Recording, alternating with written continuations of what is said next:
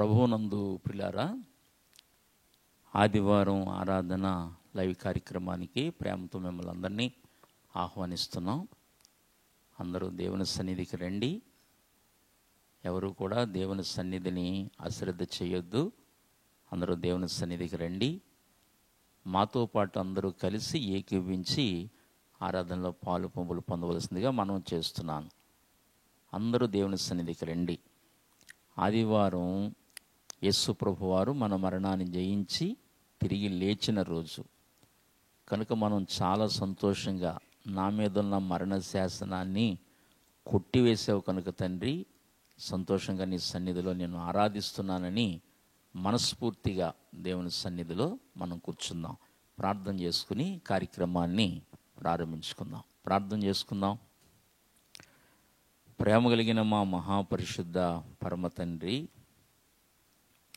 మీ కుమారుడును మా రక్షకుడునైన ప్రభువైన యేసుక్రీస్తు వారి యొక్క ఉన్నతమైన శ్రేష్టమైన ఘనమైన నామాన్ని బట్టి మీ సన్నిధిలో నాయన ప్రార్థిస్తున్నాం.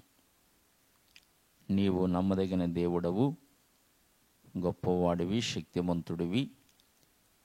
గడిచిన వారమంతయు మీరు మమ్మల్ని ఎంతో సురక్షితముగా కాచి కాపాడి మీ రెక్కల చాటున భద్రపరిచి మమ్మల్ని ఆరోగ్యవంతులుగా సజీవుల లెక్కల్లో ఉంచినందుకు నిండు మనసుతో మీకు కృతజ్ఞతాస్తుతులు చెల్లించుకుంటున్నాం.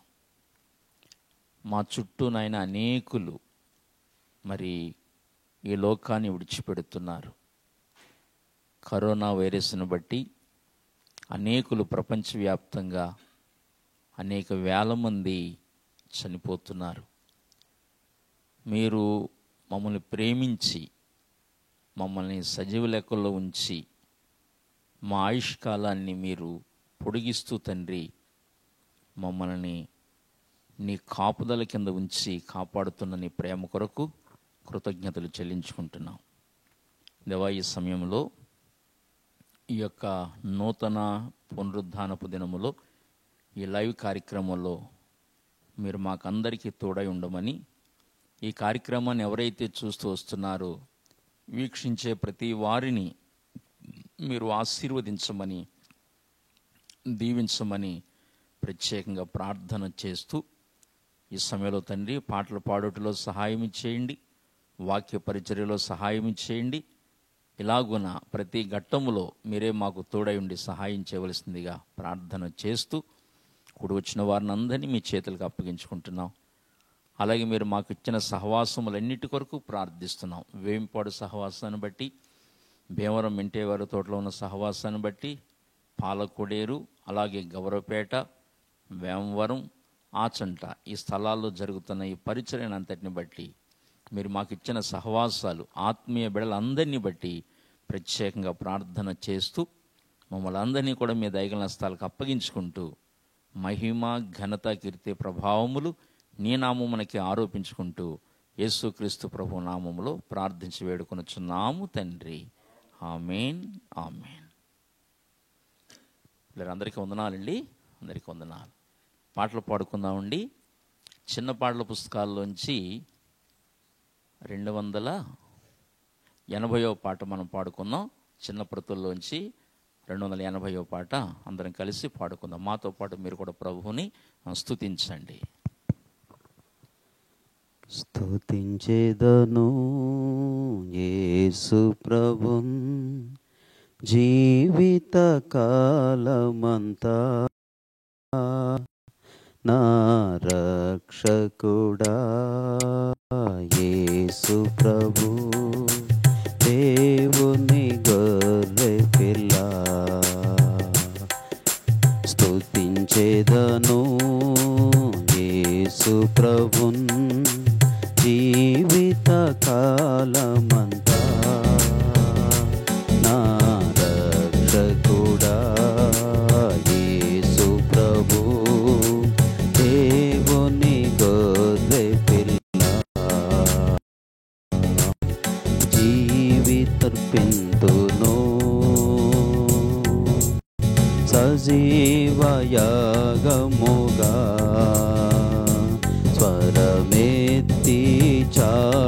స్తుతించెదను యేసే దేవుడని స్తుతించెదను యేసు ప్రభున్ జీవిత కాలమంతా నా రక్షకుడా యేసు ప్రభు దేవుని గొర్రె పిల్ల స్తుతించెదను పాపపు బురదలో పొర్లుచున్నా ఈ పాపిని నీవు కరుణించి నీ రక్తములో నన్ను కడిగి పరిశుద్ధునిగా చేసితివి పాపదలో పొర్లుచున్నా ఈ పాపిని కరుణించి నీ రక్తములో నన్ను కడిగి పరిశుద్ధునిగా చేసితివి లోకము నుండి నన్ను వేరు చేసి లోకము నుండి నన్ను వేరు చేసి నీ సన్నిధిలో నుంచితివి నీ సన్నిధిలో నుంచితివి నా జీవిత మర్పింతును సజీవయాగముగా స్వరమెత్తి చాటెదను యేసే దేవుడని స్తుతించెదను యేసు ప్రభున్ జీవితకాలమంతా నా రక్షకుడా యేసు ప్రభు దేవుని గొర్రె పిల్ల స్తుతించెదను ఆయనే నా పాదములన్ స్థిరముండపై నుంచెను నా దోషులన్నుండి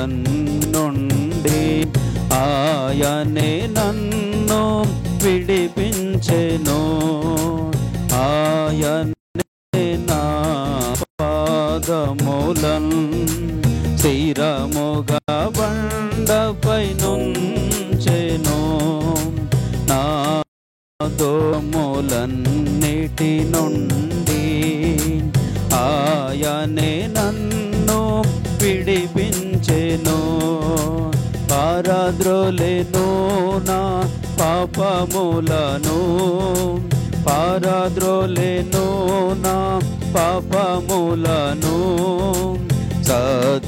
సత్యములోనికి నన్ను తెచ్చెను సత్యములోనికి నన్ను తెచ్చెను నా జీవితమును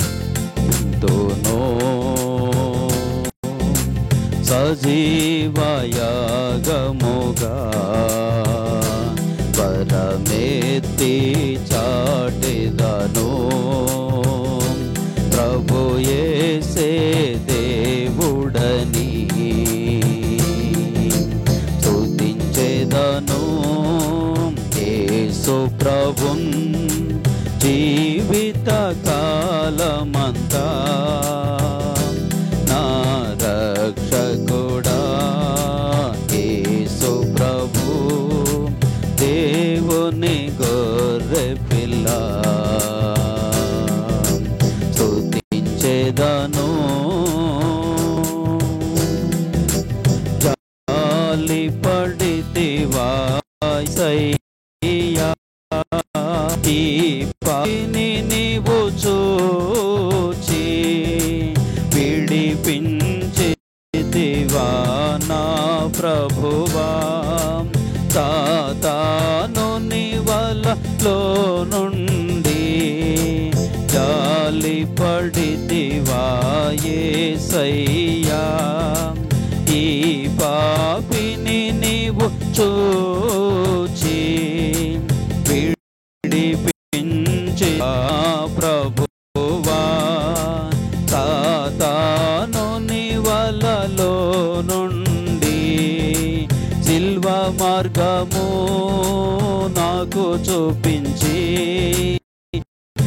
మార్గము నాకు చూపించి జయ జీవితము నిచ్చితివి, జయ జీవితము నిచ్చితివి, నా జీవితమర్పింతును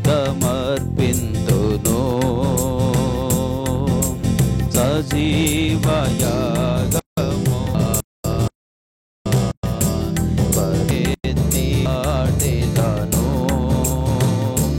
ప్రభు యేసే దేవుడని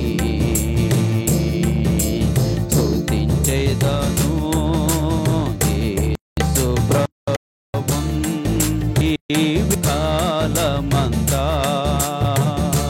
నా సతోడా, యేసు ప్రభున్ దేవుని గొర్రె పిల్ల దించెదను,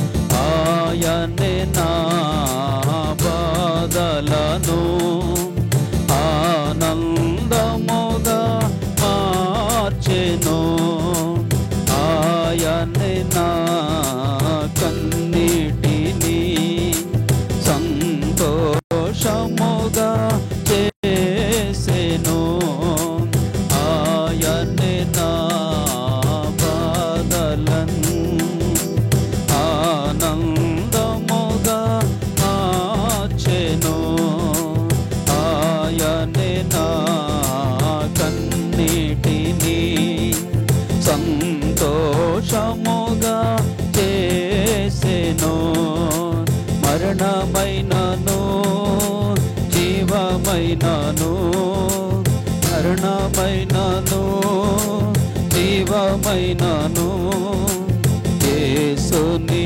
కొరకే జీవింతును, యేసుని కొరకే జీవింతును, నా జీవితమర్పింతును సజీవయాగము పరమెత్తి చాటెదను,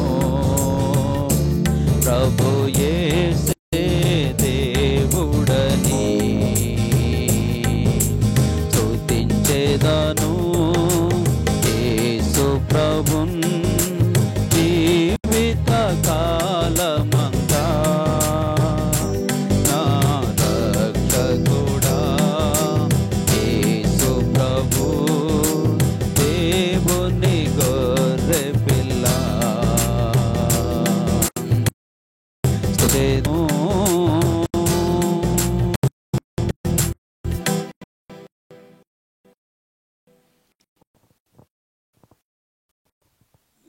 మరొక పాటు కలిసి కదా, మాతో స్వరమి మాతో పాటు కలిసి పాడండి. 378వ పాట పాడుకుందాం. అందరి దగ్గర ఈ పుస్తకాలు ఉంటాయి కనుక పుస్తకాలు చూస్తూ పాడండి. 378. పాత పుస్తకాల్లో 772. యేసుని చెంతకు ఆశతో రమ్మెల దోషములు బాపునయ్యా మనం అందరుకుందాం.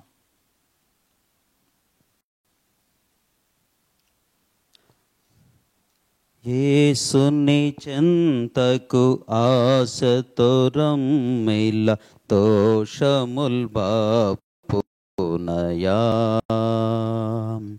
యేసుని చెంతకు ఆశతో రమ్మెల దోషముల్ బాపునయా, ఇది ఏమికిలి అనుకూలమయము రక్షణ దినము, ఇది ఏమికిలి అనుకూల సమయం ఇదే రక్షణ దినము. ఇప్పుడే యేసుని నమ్మిన ఇదే రక్షణ దినము. ఇప్పుడే యేసుని ఎదలో నమ్మిన ఇదే రక్షణ దినము. యేసుని చెంతకు ఆశతో రమ్మిల దోషముల్ బాపునయా. యేసుని చెంతకు ఆశతో రమ్మిల దోషముల్ బాపునయా. పాపుల కొరకు మన ప్రభు యేసు ప్రాణము పెట్టెనయా. పాపుల కొరకు మన ప్రభు యేసు ప్రాణము పెట్టెనయా. తుతుల్చెను పరమునకేగెను తరకే తెంచునయా. ఋతుడై లేచెను పరమునకేగెను తరకే తెంచునయా. స్థిరమని నమ్మిన వారికి పరమానందము దొరుకునయా. స్థిరమని నమ్మిన వారికి పరమానందము దొరుకునయా. యేసుని చెంతకు రమ్మిల దోషముల్ బాపునయా. యేసు చెంతకు ఆశతో రమ్మిల దోషముల్ బాపునయా. జపములు తపములు ఉపవాసములు పాపముల్ బాపవయా. జపము తపములు పవములు బాపవయా. దాన ధర్మములు తీర్థయాత్రలు పాపముల్ బావా. దాన ధర్మములు తీర్థయాత్రలు పాపముల్ బాపవయా. యేసుని రక్తము పాపము శాపము ఇప్పుడే బాపునయా.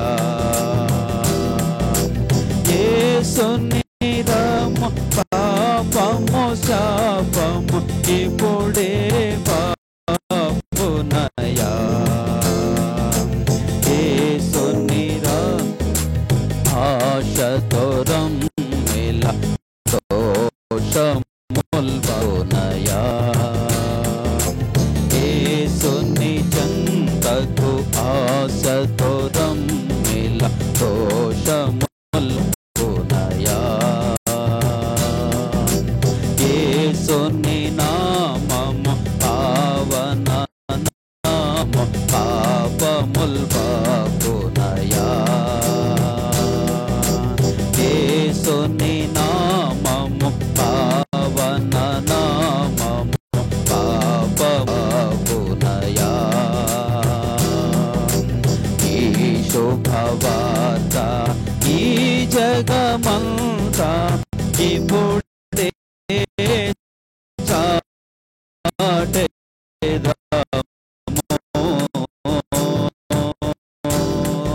ఈ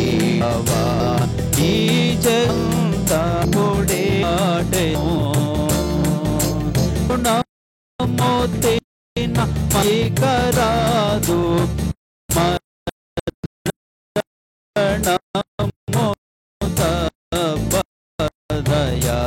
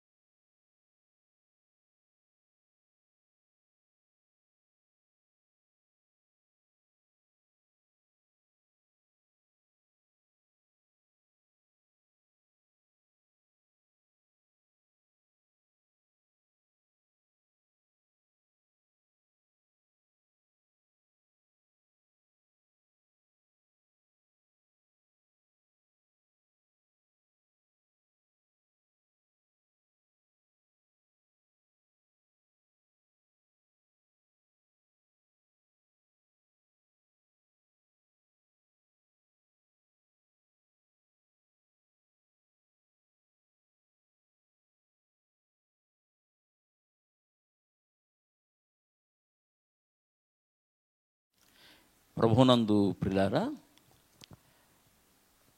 గడిచిన ఆదివారం నుండి ఈ ఆదివారం వరకు దేవుడు మనల్ని ఎంతో సురక్షితముగా కాచి కాపాడి రెక్కల చాటున ప్రభు భద్రపరుస్తున్నారు. చాలామంది లోకములో ఈ కరోనా వైరస్ను బట్టి చాలామంది చనిపోతున్నారు. నిన్న పేపర్లో చూస్తే వచ్చే జూన్ వరకు వ్యాక్సిన్ రాదు అని పేపర్లో రాయడం జరిగింది. వచ్చే జూన్ వరకు అంటే ఈ సంవత్సరం డిసెంబర్లో వస్తుంది, లేకపోతే నవంబర్లో వస్తుంది అని చాలా ఆశాభావంతో ఉన్నాం. కానీ వరల్డ్ WHO ఇచ్చిన ఆ సూచన ఏమిటంటే వచ్చే జూన్ వరకు వ్యాక్సిన్ రాకపోవచ్చునేమో అన్నట్లుగా వారు తమ అభిప్రాయాన్ని వ్యక్తం చేస్తున్నారు. అంచేత దీన్ని బట్టి మనం చాలా జాగ్రత్తగా ఉండాలి, చాలా జాగ్రత్తగా మనం మన యొక్క శైలి ఉండాలనేదే అర్థమవుతుంది. కనుక ఎవరు భయపడొద్దు, కానీ అలా జాగ్రత్తలు తీసుకుంటూ మనం ఉండాలి. అందుచేత జాగ్రత్త, మరి ప్రార్థన చేయండి, అందరూ బాగా ప్రార్థన చేయండి. తొందరగా వ్యాక్సిన్ వచ్చేటట్లుగా ప్రార్థనలో జ్ఞాపకం చేసుకునండి. ఎక్కువగా దేవుని సన్నిధిలో గడపండి, ఎక్కువగా ప్రార్థన చేయండి. తొందరగా వ్యాక్సిన్ రావాలి.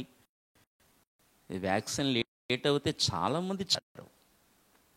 వెంటనే జ్వరం వచ్చినా ఏమొచ్చినా వెంటనే మనం కోలుకోవాలి, దాన్ని ముదర పెట్టకూడదు.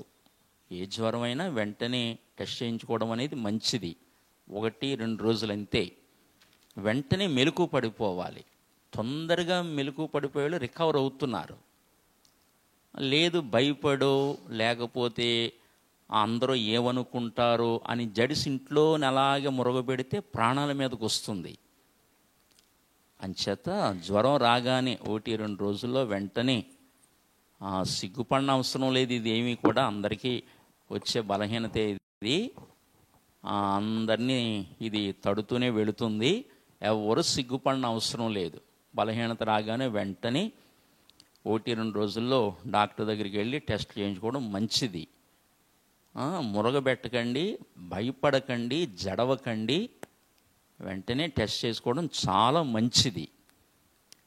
ఇంతవరకు మనం స్టడీ చేసిన వాటిలో జ్వరం రాగానే వెంటనే చూపించుకున్న వాళ్ళు రికవర్ అయిపోయారు. కానీ అలాగుని భయపడో జడిసో ఎవరేదో అనుకుంటారని అలాగే పాపం ఇంట్లోనే ఉండిపోయిన వాళ్ళు ఇడారు, చనిపోవడం అనేది జరిగింది. కనుక చాలా జాగ్రత్త, ఈ విషయాలు చాలా గమనించవలసిందిగా మనం చేస్తున్నాం. సో రెండోది, మనం ప్రభువును బట్టి ధైర్యంగా ఉండాలి. ఎక్కువగా దేవుని సన్నిధిలో మనం ప్రార్థించాలి, ఎక్కువగా ఆయన పాదాలు పట్టుకోవాలని దేవుని వాక్యం మనకి తెలియచేస్తుంది. కనుక ఆ విధంగా మనం జాగ్రత్త పడదాం. సరే, మంచిది. దేవుని వాక్యంలోకి వెళ్ళిపోదాం. దేవుని వాక్యాన్ని మనం ధ్యానం చేసుకుందాం. దయవుంచి చూడండి, యోహాను రాసిన మొదటి పత్రిక, యోహాను రాసిన మొదటి పత్రిక. మనం అందరం చక్కగా దేవుని వాక్యాన్ని ధ్యానించుకుంటూ మనం ఎదరికి వెళదాం. అందరూ కూడా చక్కగా లేఖనాలు చూస్తూ వాక్యాన్ని ధ్యానిద్దాం. యోహాను రాసిన మొదటి పత్రిక 1వ అధ్యాయము 5వ వచనాన్ని చదువుకుందామా? మేము ఆయన వలన విని మీకు ప్రకటించిన వర్తమానము ఏదనగా, దేవుడు వెలుగైయున్నాడు, ఆయన యందు చీకటి ఎంత మాత్రమును లేదు, ఆయనతో కూడా సహవాసము గలవారమని చెప్పుకుని చీకటిలో నడిచిన ఎడల మనము అబద్ధమాడుచు సత్యమును జరిగింపకుందుము. అపొస్తలుడైన యోహాను ఎక్కువ ఆయన దేని గురించి రాశారంటే, ఆయన ఎక్కువ దేవుని ప్రేమను గూర్చి, వెలుగును గూర్చి, సత్యమును గూర్చి ఎక్కువగా తన సువార్తలో అలాగే పత్రికలలో ఈ విషయాలు ఎక్కువ, దేవుని ఆజ్ఞలు పాటించాలి అన్న ఆ ప్రధానమైన అంశాలుగా ఎక్కువ ప్రేమ గురించి, నిన్ను వారిని పొరుగు వారిని ప్రేమించాలని, దేవుణ్ణి ప్రేమించాలని, దేవుడు ప్రేమ స్వరూపి అని, దేవుడు వెలుగై ఉన్నవాడని, ఇలాగున ఎక్కువ ఆయన సువార్తలో, ఆయన పత్రికలలో ఎక్కువగా మనం చూస్తాం. ఏమండి, తర్వాత ఇదే పత్రికలో మనం గమనించినప్పుడు, మొదటి వచనం కానించి గమనించినప్పుడు చాలా చక్కగా వివరణ ఇస్తాడు ఆయన. ఎంత మంచిగా వివరణ ఇస్తాడంటే, జీవవాక్యమును గూర్చినది, జీవవాక్యాన్ని గురించి ఆయన సాక్ష్యం ఇస్తాడు. ఎంత మంచిగా సాక్ష్యం ఇస్తాడంటే, ఆది నుండి ఏది ఉండేనో మేమేది వింటిమో, కన్నులారా ఏది చూచితిమో, కన్నులారా ఏది చూచితిమో, ఏది నిదానించి కనుగొంటిమో, మా చేతులు దేనిని తాకి చూచెనో అది మీకు తెలియచేయుచున్నాము. ఆ జీవము ప్రత్యక్షమాయెను. తండ్రి యొద్ద ఉండి మాకు ప్రత్యక్షమైన ఆ నిత్య జీవమును మేము చూచి ఆ జీవమును గూర్చి సాక్ష్యమిచ్చుచు దానిని మీకు తెలియపరచుచున్నాం. ఎంత అద్భుతంగా యోహాను ఈ మాటలు మనకు తెలియచేస్తాడు.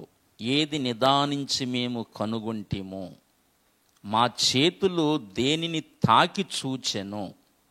అంటే అపోస్తులు యేసు ప్రభు వారితో కలిసి వారు నడిచారు. వాళ్ళు ప్రభుతో కలిసి పేతురు, యోహాను, యాకోబు, ఇంకా మిగిలిన అపోస్తులందరూ కూడా యేసు ప్రభుతో కలిసి తిరిగి, ఆయనతో కలిసి తింటూ, ఆయనతో కలిసి పరిచర్య చేస్తూ, ఆయనను తాకి, ఇట్లాగున ప్రభుతో చాలా సన్నిహిత సంబంధము కలిగి వాళ్ళు జీవించారు. అంచేతనే వాళ్ళు చెప్పిన మాట, మా చేతులు దేన్ని తాకి చూచెనో, ఏవండి, ఏది మేము నిదానించి కనుగొంటేమో అది మీకు తెలియచేస్తున్నాము అని. ఆ జీవము ప్రత్యక్షమాయెను అంటారు. ఎక్కడి నుంచి ప్రత్యక్షమైంది అంటే, ఆ తండ్రి వద్ద ఉండి మాకు ప్రత్యక్షమైన మాకు ప్రత్యక్షమైన ఆ నిత్య జీవము మేము చూచి, చూడటమే కాదు తాకి కూడా చూశారు వాళ్ళు.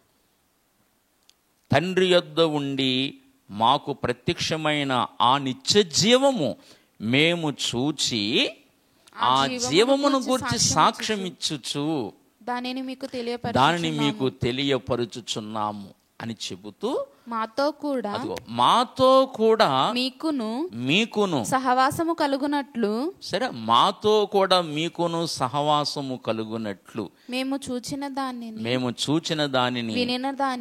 వినిన దానిని మీకును తెలియజేయుచున్నాము. సరే, మీకును తెలియచేయుచున్నాము. ఎంటైర్ సార్వత్రిక సంఘానికి అంతటికి యోహాను తెలియచేస్తున్నాడు, మాతో కూడా మీకును సహవాసము కలుగునట్లు. అంటే మాతో అంటే ఇప్పుడు ఈ తరంలో వాళ్ళు ఉన్నారా? వాళ్ళు మొదటి తరములోనే గతించిపోయారు. ఏమండి, అపోస్తులు ఆనాడే వాళ్ళు చనిపోయారు. మరి మాతో కూడా మీకు సహవాసము కలుగునట్లు అంటే సహవాసం ఎట్లా కలుగుతుంది అంటే, వారు చెప్పే బోధలు, వారు ఇచ్చిన సిద్ధాంతములు, వాటితో మనకి పరిచయం ఉండాలి. ఇప్పుడు ఎంటైర్ సార్వత్రిక సంఘానికి అంతటికీ కూడా ఆ బోధలతో పరిచయం ఉండాలి. ఆ బోధల మీద కట్టబడాలి, ఆ బోధ మీదకి రావాలి. అలా వచ్చినప్పుడు మాతో కూడా మీకు సహవాసము కలుగునట్లు మేము చూచిన దానిని వినిన దానిని మీకును తెలియచేయుచున్నాము అని అప్పుడు అన్నారు. మన సహవాసం అయితే మీరు మేము కలిసి మన సహవాసమైతే తండ్రితో కూడాను ఆయన కుమారుడైన యేసుక్రీస్తుతో కూడాను ఉన్నది. మన సంతోషము పరిపూర్ణమగుటకై మేము సంగతులను వ్రాయిచున్నాం. చూసారా, మన సంతోషము పరిపూర్ణమగుటకై ఈ సంగతులు మేము మీకు వ్రాస్తున్నాము అని యోహాను ఎంతో చాలా స్పష్టంగా తేటగా మనకు అర్థమయ్యేటట్లుగా ఈ విషయాలు మనకు తెలియచేస్తున్నారు. అంచేత మనం ఎవరితో సహవాసం కలిగి ఉండాలంటే అపోస్తులతో. అపోస్తులు అనగా వాళ్ళ బోధలతో ఎప్పుడైతే మనం సహవాసం కలిగి ఉంటామో అప్పుడు మన సహవాసం ఎవరితో ఉంటుందంటే తండ్రితోనూ ఆయన కుమారుడైన యేసుక్రీస్తుతో సహవాసం చేయగలుగుతాం అని ఇంత స్పష్టంగా ఈ ముందున్న వచనాలు తెలియచేస్తూ అప్పుడు 5వ వచనం కాడికి వచ్చేసరికి మేము ఆయన వలన వినిన వర్తమానము ఏదనగా, సరే, దేవుడు వెలుగై ఉన్నాడు. దేవుడు ఏవై ఉన్నాడు? వెలుగై ఉన్నాడు. ఆయన యందు చీకటి ఎంత మాత్రమును లేదు. ఈ వచనాలు ధ్యానం చేద్దాం, చాలా చక్కగా ధ్యానం చేసుకుంటూ వెళదాం. ఆయన వెలుగై, దేవుడు వెలుగై ఉన్నాడు, ఆయన యందు చీకటి ఎంత మాత్రమును లేదు. మేము ఆయన వలన వినిన వర్తమానము ఏదనగా అనగా అర్థం ఏమిటి? యేసు ప్రభు మాకు ఏదైతే బోధించి వెళ్ళారో అది మీకు చెప్తున్నాం. ఆయన మాకు ఏం బోధించారంటే దేవుడు వెలుగై ఉన్నాడు. యేసు ప్రభు వారు బోధించిన మాట ఇది. దేవుడు వెలుగై ఉన్నాడు, ఆయన యందు చీకటి ఎంత మాత్రమును లేదు అని యేసు ప్రభు తన శిష్యులకు తెలియజేశారు. దేవుడు వెలుగై ఉన్నాడు, ఆయన యందు చీకటి ఎంత మాత్రమును లేదట. అంటే తండ్రి అయిన దేవుడు వెలుగై ఉన్నాడు. ఈ వెలుగు చీకట్లు దేన్ని మనకు తెలియజేస్తున్నాయంటే ప్రసంగి గ్రంథము 2:13 మనం చదివితే అక్కడ చక్కగా మనకు వివరణ ఇస్తాడు. ప్రసంగి గ్రంథము 2:13 చూడండి ఒకసారి. అంతటా చీకటి కంటే, చూసారా, అంతటా చీకటి కంటే వెలుగు ఎంత ప్రయోజనకరమో, వెలుగు ఎంత ప్రయోజనకరమో, బుద్ధిహీనత కంటే జ్ఞానము అంత ప్రయోజనకరమని. జ్ఞానం అంత ప్రయోజనకరము. ఎంత పోల్చి చెప్పాడు చూడండి. ప్రసంగి 2:13లో ఎంత చక్కగా పోల్చి చెప్పాడు చూడండి. మరోసారి చదువుదాం వచ్చినాము. అంతటా చీకటి కంటే, సరే, చీకటి కంటే వెలుగు ఎంత ప్రయోజనకరమో, వెలుగు ఎంత ప్రయోజనకరము. చూడండి, మనకు ప్రయోజనకరం ఏది? చీకట, వెలుగా? వెలుగు కదా. చీకటి మనకు ప్రయోజనకరం కాదు, వెలుగు మనకి ప్రయోజనకరం. ఇప్పుడు రాత్రిపూట మనం ఇంట్లో ఉన్నాం, సడన్గా కరెంటు పోయింది, చీకటి వచ్చింది. మరి ఆ చీకటి వల్ల ఏమైనా మనకు ప్రయోజనం కలుగుతుందా? ఆ చీకటి వల్ల మనకి ఏమైనా ఉపయోగం కలుగుతుందా? అరే భలే చీకటి వచ్చిందిరా అంటాము మనం. కానీ ఒక ఫంక్షన్ జరుగుతుంది, చక్క భోజనాలు పెట్టాం, అందరూ చక్క భోజనాలు చేస్తున్నారు, మంచి మటన్ కర్రీ వండాం, కూర వేడివేడిగా ఉంది, మంచిగా భోజనం చేస్తున్నారు, అందరూ మంచిగా లొట్టలు వేసుకుంటూ చాలా మంచిగా భోజనం చేస్తున్నారు. సడన్గా కరెంటు పోయింది. అందరూ ఏమంటారు? భలే కరెంటు పోయిందిరా అంటారా? ఆ కరెంటు పోగానే అందరికీ కంగారే, అరే రే కరెంటు పోయిందని. చీకటి వచ్చింది, దానివల్ల ఏమైనా ప్రయోజనమా? దానివల్ల ఏమైనా సంతోషం కలుగుతుందా? కలగదు. వెంటనే జనరేటర్ ఆన్ చేయడమో, లేకపోతే మరో లైట్లు ఆన్ చేయడమో, వెంటనే వెలుగు కావాలి, వెలుగును కోరుకుంటాం. ఏమండి, వెలుగు అవసరం మనకి, వెలుగు ప్రయోజనం. చీకటి ఏమీ ప్రయోజనం ఉండదు. కానీ వెలుగు ప్రయోజనకరం, చీకటి ప్రయోజనకరమైతే కాదు అని చెబుతూ ఆ కిందకు వచ్చేసరికి ఏమన్నాడు? అంతటా బుద్ధిహీనత కంటే జ్ఞానము అంత ప్రయోజనకరము. జ్ఞానం అంత ప్రయోజనకరము. బుద్ధిహీనత కంటే జ్ఞానము ఎంత ప్రయోజనకరం? వెలుగు ఎంత ప్రయోజనకరమో జ్ఞానము అంత ప్రయోజనకరము. బుద్ధిహీనత ఏమో చీకటితో పోల్చాడు, జ్ఞానం ఏమో వెలుగుతో పోల్చాడు. ఇప్పుడు దేవుడు వెలుగై ఉన్నాడంటే అర్థం ఏమిటి? దేవుడు జ్ఞానమై ఉన్నాడు అని అర్థం. ఆయనలో కొంచెమైనా అజ్ఞానము లేదు. దేవుడు వెలుగై ఉన్నాడు, లేక దేవుడు జ్ఞానమై ఉన్నాడు.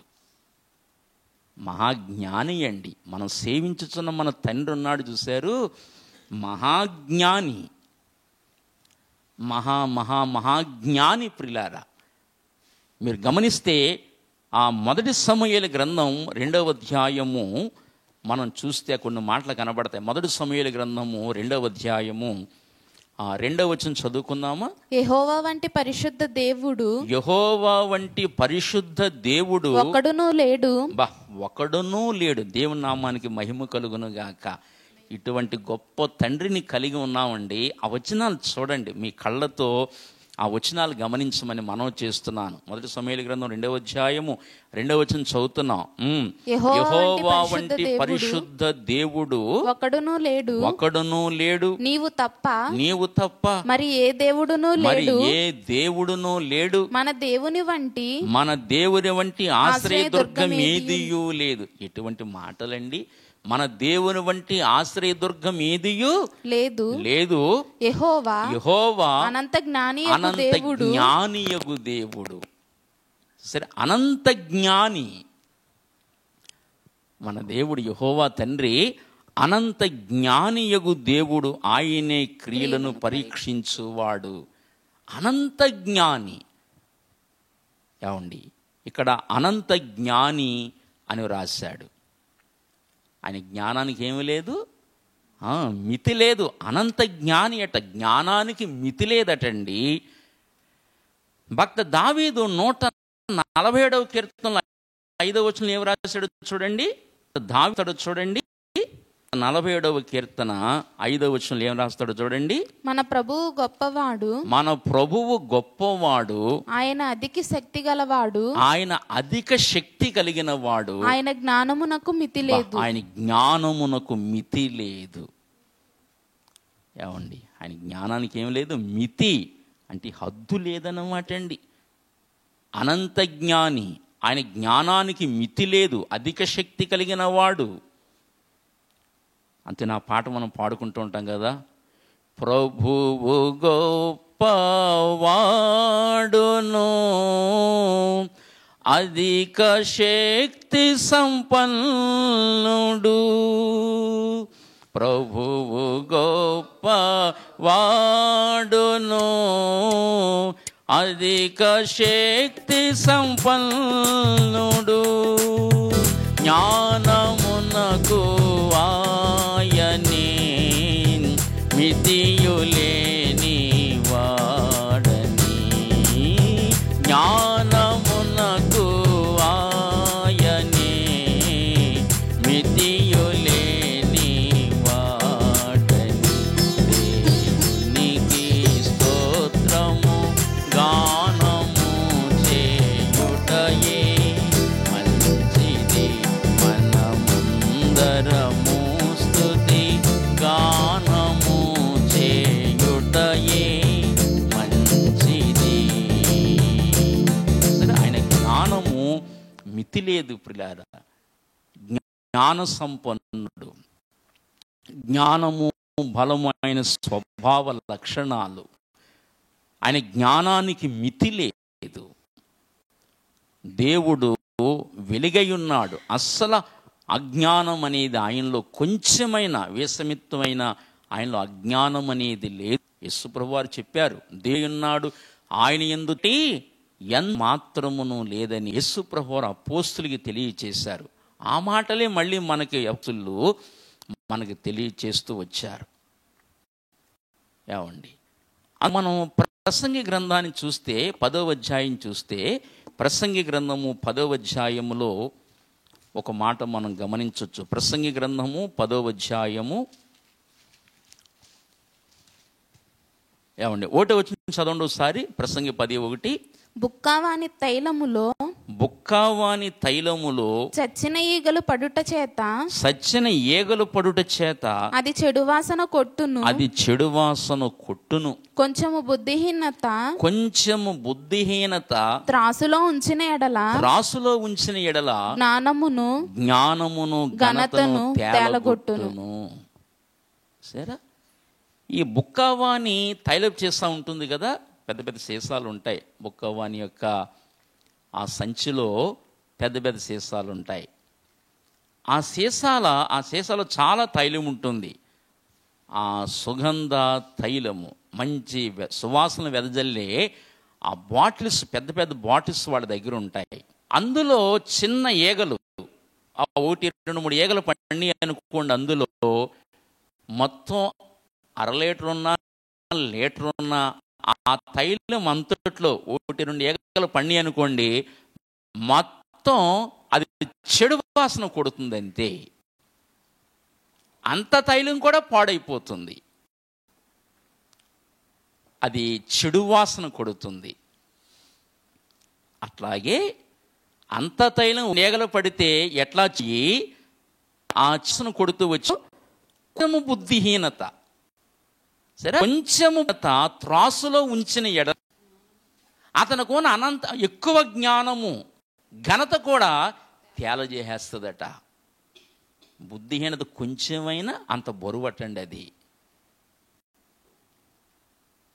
ఇంతకున్న జ్ఞానాన్ని ఘనతని కూడా తేలజేసేస్తుంది. త్రాసులో ఉంచితే కొంచెం బుద్ధిహీనతను త్రాసులో ఉంచితే అతనుకున్న జ్ఞానము అతనుకున్న ఘనతను కూడా తేలచేస్తుంది. అందుకనే మన అడుగులు చాలా ఎక్కడ బుద్ధిహీనం మనం ప్రదర్శించకూడదు. ఎక్కడా కూడా మన అడుగులు చాలా జ్ఞానంగా పడాలి. మనకు ఎంత పేరున్నా, ఎంత మంచి పేరు సంపాదించుకొని ఎక్కడైనా కొంచెం బుద్ధిహీనంగా ఉంటే అతని మనసులో ఉందంటే ఇతను నడక అంతగా లేదు అని అతను హృదయంలోనే మన పట్ల గౌరవం. అంచేతే మన అడుగులు చాలా జాగ్రత్తగా పడాలి. అర్థమవుతుందా? కనుక ప్రభువునందు పిల్లారా, ఈ విషయాలు మనం గమనించాలి. మానవులమైన మనమే ఎంత జాగ్రత్త పడాలని అనుకుంటాం కదా, మరి దేవుడు ఇంకెంత అనంత జ్ఞాని అండి. ఎక్కడైనా ఆయనలో బుద్ధిహీనత కనబడుతుందా? కనిపించదు, ఎక్కడా కనిపించదు. అనంత జ్ఞాని మన దేవుడు. అందుకని యేసు ప్రభు వారు చెప్పారు, దేవుడు వెలుగై ఉన్నాడు, ఆయన యందు చీకటి మాత్రమును లేదు. ఇక మనకు అర్థమైంది దేవుడు వెలుగై ఉన్నాడని, ఆయన యందు చీకటి ఎంత మాత్రము లేదని మనకి స్పష్టంగా తేటగా అర్థమైంది. యేసు ప్రభు వారు ఆ మాటలు అపోస్తులకు చెప్పారు, అపోస్తులు మనకి తెలియచేస్తున్నారు. దేవుడు వెలుగై ఉన్నాడు, ఆయన యందు చీకటి ఎంత మాత్రము లేదు. అంటే దేవుడు మహాజ్ఞాని అయి ఉన్నాడు. ఆయనలో కొంచెమైన అజ్ఞానం అనేది, బుద్ధిహీనత అనేది ఆయనలో ఎంత మాత్రము కూడా లేదు. దేవుడు పరిశుద్ధుడు, దేవుడు మహాజ్ఞాని అని మనం దేవుని లేఖనాలను బట్టి మనం ఎంతో స్పష్టంగా ఈ విషయాలు మనం గ్రహించగలుగుతున్నాం. అందుచేత ఆ మాటలు తెలియచేస్తూ ఇప్పుడు 6వ వచనం కాడికి వచ్చేసరికి, యోహాను రాసిన మొదటి పత్రిక 6వ వచనం కాడికి వచ్చేసరికి ఏమన్నాడంటే, ఆయనతో కూడా సహవాసము గలవారమని చెప్పుకొని చీకటిలో నడిచిన ఎడల మనము అబద్ధమాడుచు సత్యమును జరిగింపకుందుము. ఆయనతో కూడా సహవాసం గలవారమని చెప్పుకుంటూ, నేను యేసు ప్రభుని నమ్ముకున్నాను, రక్షణ పొందుకున్నాను, నేను ఆయన సన్నిధికి వెళుతున్నాను, నేను ఉపవాస ప్రార్థన చేస్తూ ఉంటాను, దశమ భాగాలు ఇస్తూ ఉంటాను, ఎక్కువగా కానుకలు ఇస్తూ ఉంటాను, దేవుని కార్యాల్లో చాలా ముమ్మరంగా సాగిపోతాను, బాగా సాగిపోతాను, అసలు దేవుడంటే నాకు అత్యంత ప్రేమ, దేవుడంటే నాకు మహాప్రేమ, నేను దేవునిలో బాగా కొనసాగిపోతున్నాను, నేను ఆయనతో సహవాసం చేస్తున్నాను అని చెప్పుకుంటూ చీకటిలో నడిచిన ఎడల మనము సత్యమును జరిగింపకుందుము. సరే, సత్యాన్ని జరిగించరు వాళ్ళు. ఏమండి, ఆయనతో కూడా సహవాసము గలవారమని చెప్పుకుని చీకటిలో నడిచిన ఎడల మనం అబద్ధమాడుచు సత్యమును జరిగింపకుందుము. నేటి క్రైస్తవ సమాజం ఈ రీతిగానే నడుస్తుంది. పరీక్ష చేసుకోవడం అనేది లేదు క్రైస్తవ సమాజానికి. ఒకవేళ ఆ కోవలో నీవున్నావేమో, నువ్వు జాగ్రత్త పడాలి, చాలా జాగ్రత్త పడాలి. ఆ కోవలో నువ్వు ఉండడానికి నువ్వు జాగ్రత్త పడి బయటకు రావాలి. అర్థమవుతుందా? కనుక చాలా జాగ్రత్త పడాలని దేవుని వాక్యం మనకు తెలియజేస్తుంది. ఒక చక్కటి ఉదాహరణ మీకు నేటి క్రైస్తవ సంఘంలో సాగుతున్న ఒక ఆ బోధ, ఒక పద్ధతిని మీకు ఈరోజు జ్ఞాపకం చేయాలని నేను చాలా ప్రేరేపించబడుతున్నాను. దేవుని ఆత్మచేత చాలా ఎక్కువగా నేను ప్రేరేపించబడుతున్నాను. ఆ విషయాన్ని మనం జాగ్రత్తగా జ్ఞాపకం చేసుకుందాం. ఎట్లాగంటే మేము దేవుణ్ణి కలిగి ఉన్నాం, దేవునితో సహవాసం చేస్తున్నాం అని చెప్పుకుంటూనే, మేము యేసు ప్రభువుని నమ్ముకున్నాం చెప్పుకుంటూనే వారు చీకట్లో నడిచేవారుగా ఉన్నారని లేఖనాల యొక్క కాంతిలో, వెలుగులో మనం స్పష్టంగా వారి జీవితాల గురించి మనం ఎంతో స్పష్టంగా సాక్ష్యం ఇవ్వచ్చు. ఏమండి, ఆ విషయాలు ఈరోజు చాలా చక్కగా మనం జ్ఞాపకం చేసుకుందాం. దయవుంచి ప్రకటన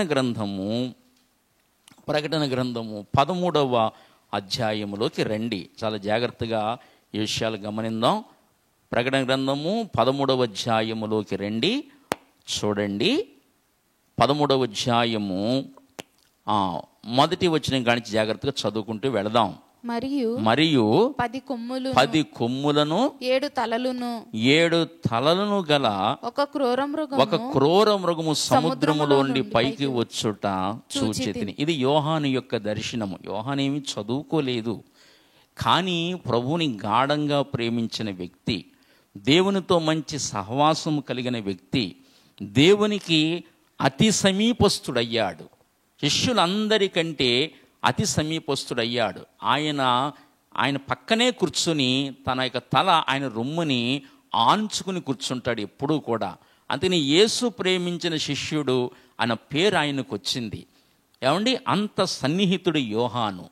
ఆ యోహాను చేత ఈ ప్రకటన గ్రంథాన్ని, యోహాను సువార్తని, అలాగనే 3 పత్రికలను దేవుడు ఆయన చేతే వ్రాయించుకున్నాడు.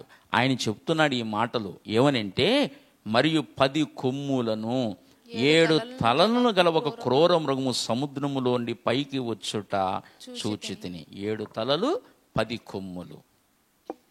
ఈ 7 తలలు 10 కొమ్ములు ఏమిటో దేవుని వాక్యం భావాన్ని మనకు తెలియజేస్తుంది. ప్రకటన గ్రంథము 17వ అధ్యాయము 9వ వచనము, 17:9. ఇందులో జ్ఞానము గల మనస్సు కనబడును. ఆ 7 తలలు ఆ స్త్రీ కూర్చున్న 7 కొండలు. 7 తలలు ఏం చెప్పండి? 7 కొండలు. అంటే 7 తలలు 7 కొండలు. తర్వాత 12వ వచనము, నీవు చూచిన 10 కొమ్ములు 10 మంది రాజులు. భావాలు తెలియచేస్తున్నాడు. నువ్వు చూసిన 10 కొమ్ములు 10 మంది రాజులు. వారు ఇది వరకు రాజ్యమును పొందలేదు, కానీ ఒక గడియ క్రూర మృగముతో కూడా రాజుల అధికారము పొందుదురు.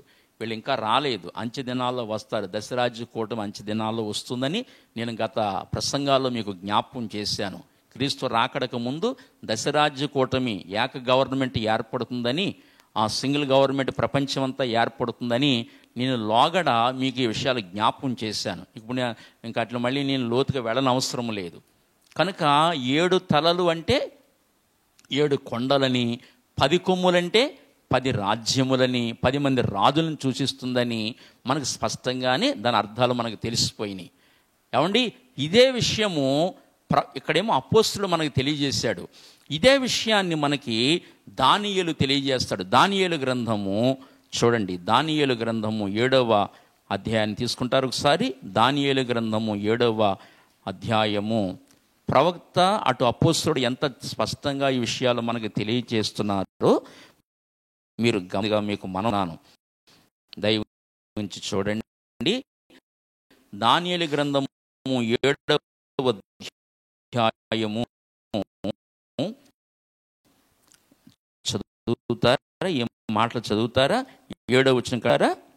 పిమ్మట రాత్రి యందు నామములు కలిగిన నేను చూడ ఘోరమును భయంకరమును ఒకటి కనసర ఘోరమును కనబడెను. దానియేలు మొత్తం 4 జంతువులను చూశాడు. సముద్రంలోంచి పైకి రావడం, క్రూర మృగాలు సముద్రంలోంచి పైకి రావడం 4 జంతువులు. ఏమండి, 4 జంతువులు దేన్ని తెలియజేస్తున్నాయంటే 4 సామ్రాజ్యాలని మనకు తెలియజేస్తున్నాయని మనం ఈ దేవుని వాక్యం మనకి ఎంతో స్పష్టంగా మనకి తెలియచేస్తుంది. ప్రభువునందు పిల్లారా, చూడండి 17వ వచనము. 17 ఎట్లనగా ఆ మహాజంతువు ఈ మహాజంతువులు 4 ఉండి లోకమందు ప్రభుత్వము చేయబోవు 4 రాజులను సూచించుచున్నవి. ఆ 4 జంతువులు 4 రాజులను సూచించుచున్నవి అన్నాడు. మొదటి రాజు ఎవరో తెలుసునా? నెబుకద్నెజరు. దానియేలు ఆ 4 జంతువులు, దానియేలు చూసిన దర్శనములో ఆ 4 జంతువులు ఆ 4 సామ్రాజ్యాల్ని, 4 రాజుల్ని మరి సూచించినవి. ఒక సామ్రాజ్యానికి ఒక రాజు ఉంటాడు, ఒక రాజ్యానికి ఒక రాజు. బబులోను సామ్రాజ్యానికి నెబుకద్నెజరు అనే రాజు పరిపాలించాడు. ఆయన కాలం ఎప్పుడంటే దాదాపుగా క్రీస్తు పూర్వం 550 అతని సామ్రాజ్యం. ఆ కాలంలో అది వర్ధిల్లింది. రెండవది మనం గమనించినప్పుడు మాదియా పారసీక రాజ్యం. అది ఎప్పుడంటే దాదాపు క్రీస్తు పూర్వం 500. అప్పుడు ఆ సామ్రాజ్యం వర్ధిల్లింది. ఆ తర్వాత దాదాపు 3వ సామ్రాజ్యం దాదాపు క్రీస్తు పూర్వం 300 గ్రీకు సామ్రాజ్యం, ద గ్రేట్ అలెగ్జాండర్ పరిపాలించాడు. ప్రపంచ సామ్రాజ్యాన్ని స్థాపించాడు ఆయన కూడా. నేను చెప్పే సామ్రాజ్యాలు ప్రపంచ సామ్రాజ్యాలు ఇవి. ఇక 4వది మనందరికీ తెలుసు, రోమా సామ్రాజ్యం. క్రీస్తు పూర్వం 200, దాదాపుగా 200. అక్కడి నుంచి పరిపాలిస్తూ క్రీస్తు పూర్వం 4వ శతాబ్దంలో యేసు ప్రభు వారు జన్మించడం జరిగింది. అక్కడ వరకు క్రీస్తు సామ్రాజ్యం, రోమా సామ్రాజ్యం వచ్చింది. రోమా గవర్నమెంట్ యేసు ప్రభుని సిలువేయటం అనేది జరిగింది. ఇదంతా చరిత్ర. దానియేలుకు వచ్చిన ఈ చరిత్ర అంతా భూమి మీద ఎంతో వాస్తవంగా ఈ చరిత్రలు జరిగినవి. అదే దానియేలు గ్రంథంలో మనకు చెబుతున్నాడు. 7వ అధ్యాయములో 7వ వచనము, పిమ్మట రాత్రి యందు నాకు దర్శనములు కలిగినప్పుడు నేను చూచుచుండగా ఘోరమును భయంకరమునగు 4వ జంతువు ఒకటి కనబడెను. అది తనకు ముందుగా నుండి ఇతర జంతువులకు భిన్నమైనది. అది మహాబల మహాత్యములు గలది. దానికి పెద్ద ఇనుప దంతములను 10 కొమ్ములు ఉండెను.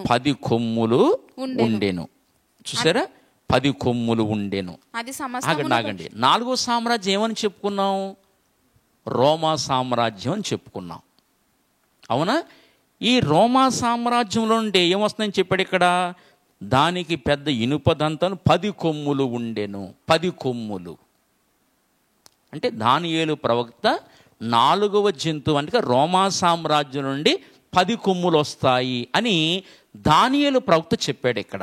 ఇందాక మనం ప్రకటన గ్రంథం 13వ అధ్యాయంలో మనం చూసాం, 7 తలలను 10 కొమ్ములు గల ఆ క్రూర మృగము. 7 తలలు అంటే 7 తలలు అంటే అర్థం ఏమిటి? 7 కొండలు. 7 కొండలు అనగా అర్థం ఏమిటంటే 7 కొండల మీదే రోమా సామ్రాజ్యం కట్టబడింది. 10 మంది రాజులు. యోహాను చెప్పినట్లుగా, అపోస్తలుడు చెప్పినట్లుగా ఆ రోమా సామ్రాజ్యం 10 మంది రాజులు వస్తారని, 10 కొమ్ములు అన్నాడు. 10 కొమ్ములు 10 మంది రాజులని మనం ఇందాక యోహాను ప్రకటన గ్రంథంలో చూసాం 17వ అధ్యాయంలో. ఇక్కడ దానియేలు చెప్తున్నాడు 4వ జంతువులు అంటే రోమా సామ్రాజ్యములో నుండి 10 కొమ్ములు వస్తాయని ఇక్కడ దానియేలు ప్రవక్త చెబుతున్నాడు. అక్కడ అపోస్తలుడైన యోహాను 7 తలలను 10 కొమ్ములు అన్నాడు. 7 తలలు అంటే 7 కొండలని, 10 మంది రాజులని. 7 కొండల మీద రోమా సామ్రాజ్యం కట్టబడిన లోక చరిత్ర ఇది. ఎంత స్పష్టంగా భక్తులు చెప్తున్నారో చూడండి. ప్రవచనాలు ఎంత స్పష్టంగా మ్యాచ్ అవుతున్నాయో. ఆ ప్రవక్త చెప్పినది, అపోస్తలుడు చెప్పింది ఎంత స్పష్టంగా మనకు అర్థమవుతుందో చూడండి. ఇలా చెబుతూ రండి, ఎక్కడికి వస్తారు ఇప్పుడు? 10 కొమ్ములు ఉండెను. అది సమస్తమును భక్షించుచు తుత్తినీలుగా చేయుచు మిగిలిన దాన్ని కాళ్ళ క్రింద అణగదొరుకుచుండెను అని చెప్పి, నేను ఈ కొమ్ములను కనిపెట్టగా ఒక చిన్న కొమ్ము వాటి మధ్య ఈ 10 కొమ్ములను నేను కనిపెట్టగా ఒక చిన్న కొమ్ము వాటి మధ్యన లేచెను.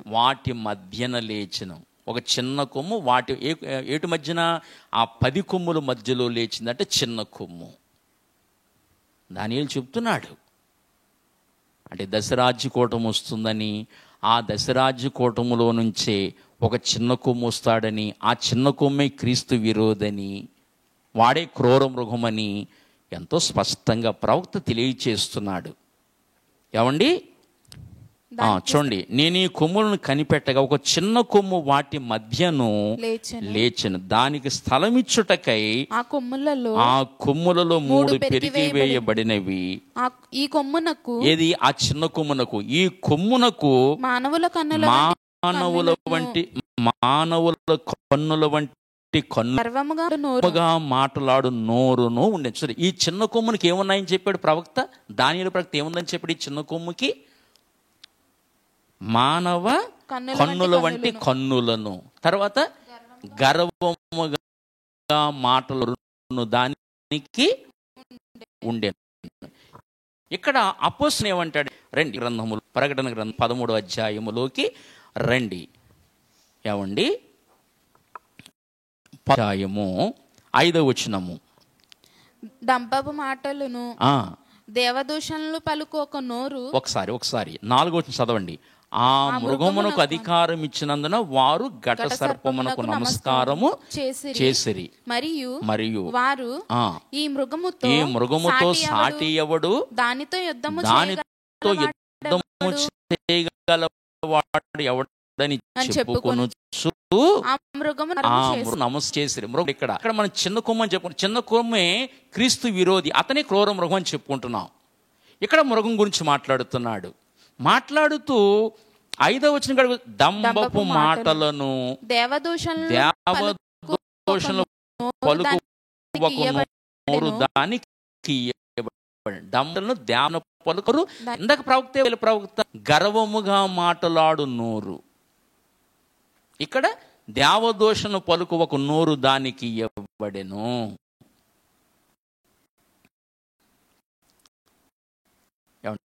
ప్రవక్త చెప్తున్న మాటలు, అపోస్తలుడు చెప్తున్న మాట ఎట్లాగూ సరే చూడండి. అక్కడే కన్నుల వంటి గర్వంగా మాట్లాడు నోరు దానికి ఇవ్వబడింది ఆ చిన్న కొమ్ముకని దానియేలు ప్రవక్త చెబితే, ఇక్కడ అపోస్తలుడైన యోహాను ఏమంటున్నాడంటే ఆ క్రూర మృగం, అక్కడేమో చిన్న కొమ్మ, ఈయనేమన్నారు మృగం అన్నారు. క్రూర మృగం అంటే కొమ్ము. క్రూర మృగానికి ఏమి ఇవ్వబడింది అంటే డంబముగా మాట్లాడు నోరు దానికి ఇవ్వబడింది. ఏమండి, మంచిది, అర్థమవుతున్నాయి కదా విషయాలు. తర్వాత మీరు గమనిస్తే 5వ వచనం, డంబను దేవదూషణ పదానికి ఇదే మాటని అపోస్తలుడైన పౌలు కూడా తెలియజేశాడు. 2వ తెస్సలోకి రండి. 2వ తెస్సలోకి రాసిన పత్రిక 2వ అధ్యాయములో అపోస్తలుడైన పౌలు కూడా ఈ మాట ఎంతో స్పష్టంగా ఏది 2:3 చూడండి. భ్రష్టత్వవించి నాశన పాత్రుడగు పాప పురుషుడు బయలుపడితే నా దినము ఏది 2వ రాకడ దినము రాదు, అతను బయలుపడాలి, బయలు రాదు అని చెప్పి, ఏది దేవుడు అనబడునో దాని అంతటిని ఎదిరించుచు దానికి అంతటికి పైగా వాడు తన్ను తానే హెచ్చించుకొని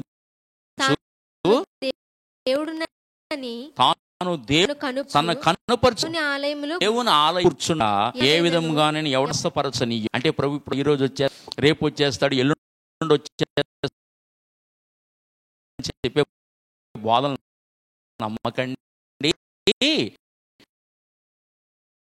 ఎవడో మిమ్మల్ని మోసపరచకుండా అని అన్నాడు. భ్రష్టత్వం సాలి నాశన పాప పురుషుడు అయితేనే రాదు, క్రీస్తు పడాలి, అంతేనే నా దినము రాదని ఎవడు అనబడును పూజించబడని చూచు. అంటే దేవుణ్ణి, అది దేవుని పిల్లలను దూషిస్తాడు, దేవుడిని దూషిస్తాడు. ఆ నోరు అతను పౌలు చేస్తున్నాడు. ఏది దేవునో ఏది దాని అంతటిని ఎదిరిస్తూ వస్తాడు. అలాంటి నోరు అతనికి ఇవ్వబడుతుందని పౌలు కూడా మనకి చెప్తున్నాడు. అలాగనే ప్రవక్త తెలియజేశాడు. అప్పొస్తలుడైన యోహాను తెలియజేశాడు. ఇప్పుడు రండి, రాసిన ప్రకటన గ్రంథంలోకి రండి. 13వ అధ్యాయము, ప్రకటన గ్రంథం 13వ అధ్యాయం 5వ వచనము. డంబపు మాటలను దేవదూషణలను పలుకు ఒక నోరు దానికి ఇయ్యబడిన. అంతేకాదు, మరియు 42 నెలలు తన కార్యము జరుపని అధికారము దానికి ఏర్పాటాయను. ఎన్ని నెలలండి? 42 నెలలు. అర్థమైందా? 42 నెలలు అనగా అర్థం ఏమిటంటే నెలకు 30 రోజుల చొప్పునే లెక్క వేయాలి. మన క్యాలెండరీ వేరు, యూదుల క్యాలెండరీ వేరు. మన నెలలో 31 వస్తాయి, 29 వస్తాయి, 30 వస్తాయి, ఇలా వస్తాయి మన క్యాలెండర్. అలా నెలకు 30 రోజులంటే 42 నెలలు అంటే ఇంచుమించుగా 3.5 సంవత్సరాలన్నా 42 నెలలన్నా 1260 దినాలన్నా ఒకటే. అర్థమవుతుందా? అదే మాట ఇక్కడ చాలా క్లారిటీగా తెలియజేశాడు. ఎంత క్లారిటీ అంటే ప్రకటన గ్రంథం 11వ అధ్యాయము 3వ వచనము. నా ఇద్దరు సాక్షులకు అధికారం ఇచ్చేదను. వారి గోనెపట్ట ధరించుకొని 1260 దినములు ప్రవచించెదరు. చూసారా? 1260 దినాలంటే ఎంత? 1260 దినాలు. 1260 దినాలంటే అర్థం ఏంటో చెప్పనా? 42 నెలలని. అంటే అర్థం ఏంటో? 3.5 క్లారిటీ ఇచ్చాడు దినాలు కూడా. ఆ దినాలు లెక్కేస్తే నెలకు 30 రోజుల కాడికి వస్తుంది. అది యూదుల క్యాలెండర్ కనుక 1200 లేక 42 లేక 3.5 సార్లు. అందుచేత అక్కడ వచ్చినప్పుడు ప్రకటన గ్రంథం అధ్యాయములో 5వ వచనం మనం గమనించినప్పుడు చూడండి, మరియు 42 నెలలు తన కార్యము జరపని అధికారము. ఏంటి ఆ కార్యం? 7వ వచనం. మరియు పరితో యుద్ధము చేయను, వారిని జయం దానికన్నా అధికారం ఇవ్వబడెను. వారిని జయమును దానికి అధికారమును. ఎన్ని నెలలు? 42 నెలలు. చాలా మంది అంటారు యూదులకి ఏంటి శ్రమలు అంటారు. కాదు, ఇక్కడ చూడండి, వచ్చిన చూడండి, ప్రతి వంశము మీదను. యూదులు ఒకటే కాదండి, ప్రపంచవ్యాప్తంగా క్రీస్తు విరోధి 42 నెలలు క్రైస్తవ సంఘాన్ని బాధలో పెడతాడు. 42 నెలలు. అదే చెప్పాడు, ప్రతి వంశము మీదను, ప్రతి ప్రజ మీదను, ఆయా భాషలు మాట్లాడు వారి మీదను, ప్రతి జనము మీదను అధికారము దానికి ఇయ్యబడెను. అదిగో, అధికారము దానికి ఇయ్యబడెను. ఒక యూదుల మీదేనా? ఓ పాస్టర్ గారు నా గుంట్లో పోనప్పుడు నన్ను చూడటానికి వచ్చారు. వచ్చినప్పుడు చాలా మంచిగా నాతో కూర్చుని పలకరించి నన్ను చక్కగా కూర్చున్నారు. అయ్యో పాస్టర్ గారు బాగోలేదా అని చాలా ఆసక్తిగా చాలా ఇదిగా వచ్చారు. వచ్చిన తర్వాత నేను అనుకున్నాను, ఆయన నా పని నన్ను చూపించారు. ఆ బాగున్న తర్వాత కానీ చేపటికి ఈ టాపిక్ వచ్చింది, 2వ రాకడ గురించి టాపిక్ వస్తే ఆయన అంటాడు 7 ఏండ్లు పరిశుద్ధులకు విందు, 7 ఏండ్లు శ్రమలు అంటాడు. పాస్టర్ గారు అలా కాదండి, 3.5 సంవత్సరాలు క్రైస్తవ సంఘం శ్రమల్లో ఉంటుందండి. 3.5 సంవత్సరాలు సంఘం శ్రమల్లో ఉంటుంది అంటే ఆయన అంటారు, లేదు మనకు కాదు పాస్టర్ గారు, ఆ శ్రమలు పాస్టర్ గారు మనకు కాదండి అన్నారు. అప్పుడు కొంచెం నొక్కి చెప్పాను, లేదు పాస్టర్ గారు అలా కాదు, లేఖనం అలా చెప్పలేదు, 3 సంవత్సరాలు శ్రమల్లో ఉంటుంది పాస్టర్ గారు, లేఖనాలు అలా ఘోషిస్తున్నాయని కొంచెం నొక్కి చెప్పేసరికి ఆయన హృదయంలో నొచ్చుకొని మెదలకుండా వెళ్ళిపోయారు. మళ్ళీ ఇంకోసారి వస్తాను, మళ్ళీ రాలేదు, నాకు కనబడలేదు. చూసారా? ప్రభువునందు ప్రియులారా, ఈ విషయాలు బాగా గమనించాలి. ఏమండి? అందుచేత ఇక్కడ అపోస్తలుడైన యోహాను మనకి ఏం తెలియజేస్తున్నాడంటే, ప్రతి వంశము మీదను, ప్రతి జనము మీదను, ఆయా భాషలు మాట్లాడు వారి మీదను, ప్రతి జనము మీదను అధికారము దానికి ఇవ్వబడెను. అధికారం ఇవ్వబడింది. 3.5 సంవత్సరాలు ప్రపంచాన్నంతటిని క్రైస్తవ సంఘాన్ని పరిపాలిస్తాడు. క్రైస్తవ సంఘం మీద యుద్ధానికి వస్తాడు. పరిశుద్ధులతో యుద్ధము చేయను. సరే, ఆ 7వ వచనంలో మరియు పరిశుద్ధులతో యుద్ధము చేయను. అంటే క్రూర మృగము పరిశుద్ధులతో ఏం చేస్తాడు? యుద్ధము చేస్తాడు. క్రూర మృగము పరిశుద్ధులతో యుద్ధం చేస్తాడు. ఎన్ని నెలలు? 42 నెలలు. అంటే 3.5 సంవత్సరాలు. అంటే మొదట 3.5 సంవత్సరాలు. అర్థం, మనం ఒక వారం ఉందని చెప్పుకున్నాం కదా. వారం అంటే 7 సంవత్సరాలు. 70 వారం ఇంకా ప్రారంభం అవ్వలేదు, లాస్ట్లో ప్రారంభం అవుద్ది. వారం అంటే 7 సంవత్సరాలు. 7 సంవత్సరాలు సగం 3.5. ఆ మొదటి 3.5 అర్ధవారం, ఆఖరి వారంలో మొదటి అర్ధవారం లేక 42 నెలలు దానికి ప్రభుత్వం చేయడానికి అధికారం ఇవ్వబడుతుంది. ఏమండి, ఇదే మాట దానియేలు చెప్తాడు మనకి. రండి, దానియేలు గ్రంథము జాగ్రత్తగా చూడండి పిల్లారా. దానియేలు గ్రంథము 7వ అధ్యాయము. ఏమండి చూడండి, 7వ అధ్యాయము ఈ మాట చదువుదామా? 20వ వచనము. మరియు దాని తలపైనున్న 10 కొమ్ముల సంగతియు వాటి మధ్య నుండి పెరిగి 3 కొమ్ములను కొట్టివేసి కన్నులను గర్వముగా మాట్లాడు నోరును గల ఆ వేరగు కొమ్ము సంగతియు అనగా దాని కడమ కొమ్ముల కంటే బలము కలిగిన ఆ కొమ్ము సంగతియు విచారించి తిని. ఈ కొమ్ము పరిశుద్ధులతో యుద్ధము చేయుచు వారిని గెలుచునదాయెను. చూడండి దానియేలు ఏమంటున్నాడు ఇక్కడ? ఆ చిన్న కొమ్ము అంటే ఆ క్రూర మృగము, ఆ దశరాజ్య కూటములోంచి వస్తున్న ఆ చిన్న కొమ్ము, ఆ క్రూర మృగము, గర్వముగా మాట్లాడు నోరు కలిగిన ఆ క్రూర మృగము ఏమండి పరిశుద్ధులతో యుద్ధము చేయను. దానియేలు ప్రవచిస్తున్నాడండి. పరిశుద్ధులతో యుద్ధం చేయడానికి వస్తాడట. అది దానియేలు దర్శనంలో చూస్తున్నాడు. పరిశుద్ధులతో యుద్ధం చేయడానికి అతను వస్తాడు అని చెబుతూ, అప్పుడు చూడండి 23వ వచనము. నేను అడిగిన దానికి ఆ పరిచారకుడు ఎలాగున చెప్పిన ఆ 4వ జంతువు లోకములో తక్కిన ఆ 3 రాజ్యములకు భిన్నమగు 4వ రాజ్యమును సూచించుచున్నది. అది సమస్తమును అనగద్రొక్కుచు పగలగొట్టుచు లోకమంతయు భక్ష అంటే రోమా సామ్రాజ్యం గురించి చెప్తున్నాడు ఇక్కడ. లోకమంతయు భక్షించును. ఆ 10 కొమ్ములు ఆ రాజ్యము నుండి పుట్టబో 10 మంది రాజులను సూచించుచున్నవి. ఇందాక యోహాను చెప్పినట్లుగా 7 తలలు 10 కొమ్ములు గల క్రూర మృగం పైకొచ్చిందని చెప్పాడు. ఎవరు? అపోస్తలుడు యోహాను. ఇక్కడ దానియేలు చెప్తున్నాడు.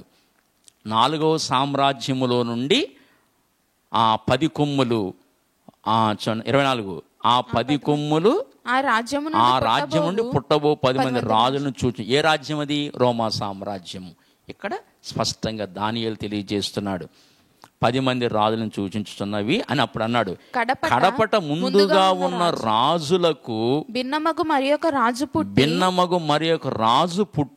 ఆ ముగ్గురు రాజులను పడద్రోయును. ఆ రాజు మహోన్నతుని విరోధముగా మాట్లాడుచు. చూసారా, ఆ రాజు మహోన్నతునికి విరోధముగా. మహోన్నతుడు ఎవరంటే ఎవరు? యేసు ప్రభు. ఆ రాజు ఎవరు? ఆ క్రీస్తు విరోధి. ఆ రాజు మహోన్నతునికి విరోధముగా మాట్లాడుచు మహోన్నతుని భక్తులను నలగొట్టును. మహోన్నతుని భక్తులు ఎవరండి? మహోన్నతుడు అంటే యేసు ప్రభు. మహోన్నతుని భక్తులంటే ఆయన రక్తంలో కడగబడిన భక్తులు. మహోన్నతుని భక్తులను నలగొట్టును. ఎంతకాలం? తర్వాత చదవండి. అతడు పండుగ కాలములను న్యాయ పద్ధతులను నివారణ చేయబూనుకొను. వారు ఒక కాలం. ఎవరు? ఆ మహోన్నతుని భక్తులు. వారు ఒక కాలం అంటే ఒక సంవత్సరము. కాలములు అంటే 2 సంవత్సరాలు. అర్ధకాలం అంటే 6 నెలలు. అంటే 42 నెలలు అతని వశమున. కాలం అంటే ఒక సంవత్సరం, కాలములు అంటే 2 సంవత్సరాలు. అంటే అక్కడ 3 సంవత్సరాలు అయింది. అర్ధకాలం అంటే 6 నెలలు. అంటే 42 నెలలు. అతని వశమున నుంచబడుదురు. అతని వశమున ఉంచబడుదురు. అతని అధికారం. ఎవరు వశం ఉంచబడతారు? పరిశుద్ధులు. ఆ క్రీస్తు విరోధక వశమున ఉంచబడతారు అని దానియేలు ప్రవచించాడండి. ఇక్కడ ఏమండి, టోటల్గా మనం గమనిస్తే ఏమర్థమైందంటే 3.5 సంవత్సరాలు ఇటు దానియేలు ప్రవక్త చెప్పినా అటు అపోస్తలుడైన యోహాను చెప్పినా 3.5 సంవత్సరాలు పరిశుద్ధులు క్రీస్తు విరోధి చేత బాధించబడతారు. విరోధ క్రైస్తవ సంఘం నలిగిపోతుంది, మహాశ్రమలు కలుగుతాయి అని దానియేలు ప్రవక్త అటు అపోస్తలుడైన యోహాను ఎంతో చక్కగా తెలియచేస్తూ ఉండగా, మరి నేటి సమాజంలో 7 ఏండ్లు పరిశుద్ధులకు విందు, 7 ఏండ్లు లోకం మీదకి శ్రమ అని బోధిస్తున్నారు కదా. ఇలా బోధించొచ్చా? ఈ రకంగా బోధించొచ్చా? ఇప్పుడు నేను మాట అడుగుతున్నాను. అది ఏంటంటే, ఆయనతో సహవాసం గలవారమని చెప్పుకొనొచ్చు చీకటిలో నడిచిన ఎడలా.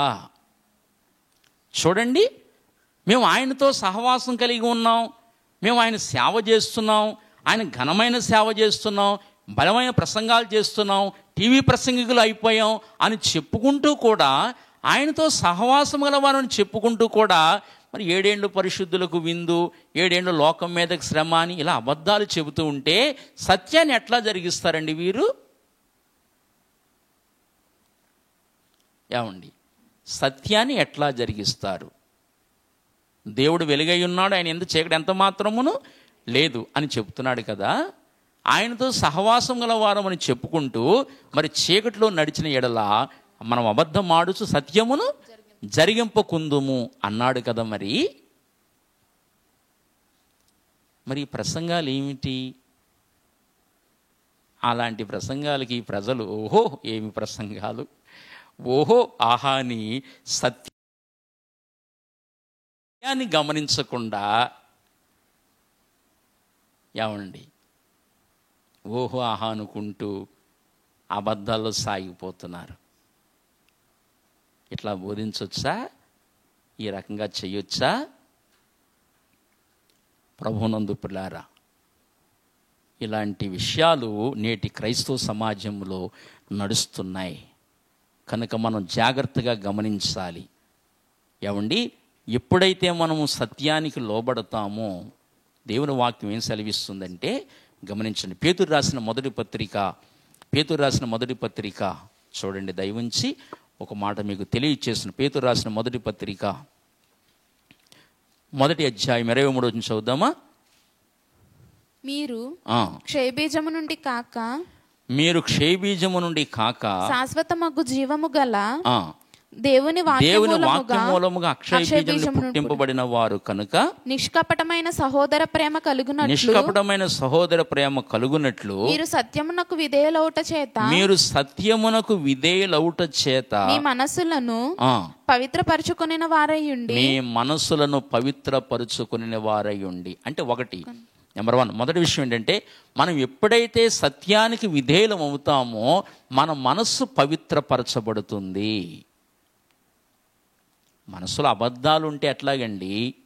ఓ పక్కనేమో దానియేలు ప్రవక్త, ఒక పక్కనేమో అపోస్తలుడైన యోహాను, మరొక పక్కనేమో అపోస్తలుడైన పౌలు, ఇటువంటి మహోన్నతమైన దైవజనులు క్రీస్తు సంఘము శ్రమల్లో ఉంటుందని వాళ్ళు బోధిస్తుంటే ఈ సంగతులు ఏమీ పట్టించుకోకుండా అపోస్తలుల మీదకి బోధ మీదకి రాకుండా 7 ఏళ్ళు పరిశుద్ధులకు విందు, 7 ఏళ్ళు లోకానికి శ్రమ అని బోధిస్తూ క్రైస్తవ సంఘాన్ని మోసగిస్తూ ఉన్న వాళ్ళు దేవుడితో ఏ రీతిగా సహవాసం చేస్తున్నారు? వీళ్ళు మేము దేవుళ్ళలో ఉన్నాం, గొప్ప ప్రసంగాలు చేస్తున్నాం, మేము ఉన్నతమైన దేవుని సేవ చేస్తున్నాం అంటూ సత్యాన్ని జరిగించుకుంటూ అబద్ధంలో ఉంటే వీళ్ళు ఏ రకంగా సత్యాన్ని జరిగిస్తున్నారు? వీళ్ళ సహవాసం నిజమైన సహవాసమేనా దేవునితో? వీళ్ళ మనసులో ఏముంది? అబద్ధం ఉంది.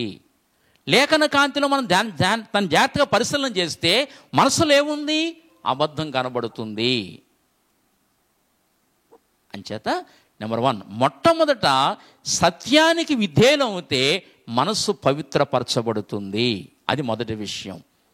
రెండవది యోహాను సువార్త, దయవుంచి చూడండి, యోహాను సువార్త 8వ అధ్యాయం 32వ వచనం చదవండి. 8:32. అప్పుడు సత్యము మిమ్మల్ని స్వతంత్రులుగా చేయును. రెండవది, సత్యం ఏం చేస్తుందంటే మనల్ని స్వతంత్రులుగా చేస్తుంది. ఒకటి, సత్యము మనసుని పవిత్రపరుస్తుంది. 2, సత్యము మనల్ని స్వతంత్రులుగా చేస్తుంది. 2, సత్యం మనల్ని ఎప్పుడైతే కనుక ప్రియులారా, సత్యము మన మనసులో సత్యం ఉండాలి. సత్యము మనస్సుని పవిత్రపరుస్తుంది. 2, సత్యం మనల్ని స్వతంత్రులుగా చేస్తుంది. 3, సత్యము మనల్ని విజయవంతులుగా చేస్తుంది. 4, సత్యాన్ని మనం అనుసరించటం వలన దేవుడు సంతోషిస్తాడు. కనుక ఈ విషయాలు మన మనసులో ఉన్నాయో లేదో మనం చాలా జాగ్రత్తగా పరిశీలించుకుంటూ పరీక్షించుకుంటూ మనం బలలో ప్రవేశిద్దాం. అందరూ కళ్ళు మూసుకునండి, బలలో ప్రవేశిద్దాం. మన హృదయాలు పరిశీలించుకుందాం. ఎవరు కూడా అసత్యానికి చోటు ఇవ్వకూడదు. ఆది నుండి వాడు అబద్ధికుడు, నరహంతకుడు, అబద్ధాన్ని చెప్పే మనుషుల్ని చంపుతున్నాడు. అంచేత వాడే విషయం అంటే అబద్ధం కొంచెం కూడా మన హృదయంలోకి రాకూడదు. త్రాసుపాము కొంచెం విషయమే లోపలికి వస్తుంది, తర్వాత మనిషిని చంపేస్తుంది. త్రాసుపాము యొక్క విషయం కొంచెమే, కాటేయగానే కొంచెం ఎక్కుతుంది, కొంత సమయానికి వైద్యం అందకపోతే మనిషి చచ్చిపోతాడు. అట్లాగనే వాడు అబద్ధం మనలోనికి రాకుండా మనం జాగ్రత్త పడాలి. దేవుడు వెలుగై ఉన్నాడు, వెలుగులో ఉన్నానని చెప్పుకొనుచు మనం చీకట్లో నడవకూడదు. కనుక ప్రియ మిత్రులారా, స్నేహితులారా, సహోదరులారా, హృదయాన్ని జాగ్రత్తగా పరిశీలించుకుందాం, పరీక్షించుకుందాం.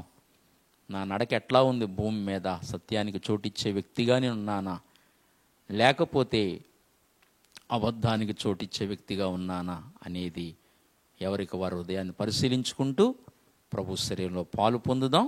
అందరం పరిశీలించుకుందాం. నేను మీకు అప్పగించిన దాన్ని ప్రభు వలన పొంది తిని, ప్రభు అయిన యేసు తాను అప్పగింపబడిన రాత్రి ఒక రొట్టెని ఎత్తుకుని కృతజ్ఞతాస్తుతులు చెల్లించి దానిని విరిచి, ఇది మీ కొరకైన నా శరీరము, నన్ను జ్ఞాపకం చేసుకున్నటకై దీన్ని చేయుడని చెప్పెను. ప్రేమ కలిగిన తండ్రి, మహాపరిశుద్ధుడైన ప్రభువా, నీ పరిశుద్ధ నామానికి వందనాలు చెల్లిస్తున్నాం. మీరు అప్పగించబడిన రాత్రి ఒక రొట్టెను తండ్రి ఎత్తుపట్టుకుని దేవునికి కృతజ్ఞతాస్తుతులు చెల్లించి దాన్ని మీరు ఆశీర్వదించి విరిచి మీ శిష్యులకు ఇచ్చారు. ఇది తీసుకుని మీరు తినండి, ఇది నా శరీరము అని చెప్పారు. అవును ప్రభువా, ఈ యొక్క రొట్టెను బట్టి మీకు కృతజ్ఞతలు చెల్లిస్తున్నాం. దీన్ని మీరు ఆశీర్వదించండి తండ్రి. దీన్ని మీ శరీరముగా ఆశీర్వదించి మాకందరికీ మీ శరీరాన్ని మాకు అనుగ్రహించండి తండ్రి. మా యొక్క మేము చేసిన ఘోర పాపములకు తండ్రి, మాటల ద్వారా, చూపుల ద్వారా, ఆలోచనల ద్వారా, క్రియల ద్వారా, ఈ శరీరములో ఉండి మేము చేసిన ఘోర పాపములకు మీ శరీరమందు మీరు శిక్ష అనుభవించి మా శిక్షను కొట్టివేసినందుకై మా శిరము ఉంచి మీకు వందనాలు చెల్లిస్తున్నాం. మీ శరీరాన్ని మాకు ఆహారముగా ఇచ్చి వెళ్ళినందుకై మేము యుగయుగాలు బ్రతకాలని నిజమైన ఆహారముగా మీ శరీరాన్ని ఇచ్చి వెళ్ళినందుకు నిండు మనసుతో మీ కృతజ్ఞతాస్తుతులు చెల్లించుకుంటూ, నువ్వు పరిశుద్ధుడివి కనుక నీ శరీరము పవిత్రమైంది కనుక మేము కూడా పవిత్రంగా ఆ శరీరాన్ని తీసుకోవడంలో సహాయం చేయమని, మా సకల బలహీనతలు నీ వాక్యమని ఉదకము చేత కడగమని, శుద్ధీకరించమని, సత్యానికి చోటిచ్చి నేను వెంబడించే వారంగా ఉండటానికి సహాయం చేయమని కోరుకుంటూ యేసు నామమున ప్రార్థించి వేడుకుంటున్నాము తండ్రి. ఆమేన్, ఆమేన్.